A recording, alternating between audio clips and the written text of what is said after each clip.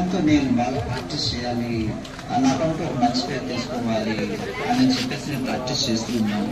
So ఈ క్రమంలో నాకు ఒక అవార్డు అనేది ఇవ్వడం జరిగింది.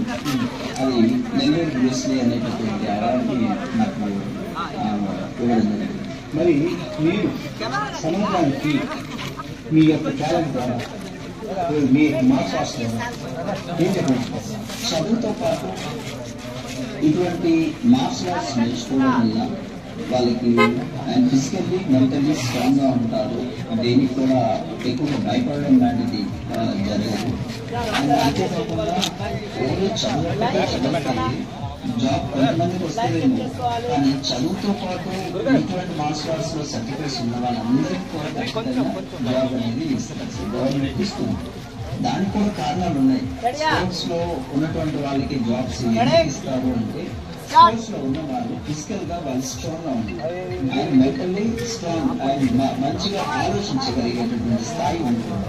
అండ్ బాగున్నారు కాబట్టి వాళ్ళు జాబ్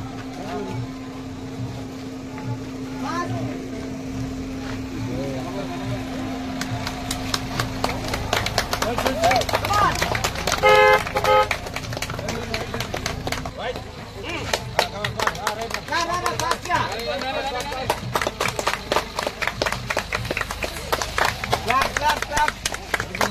Okay, 1 second.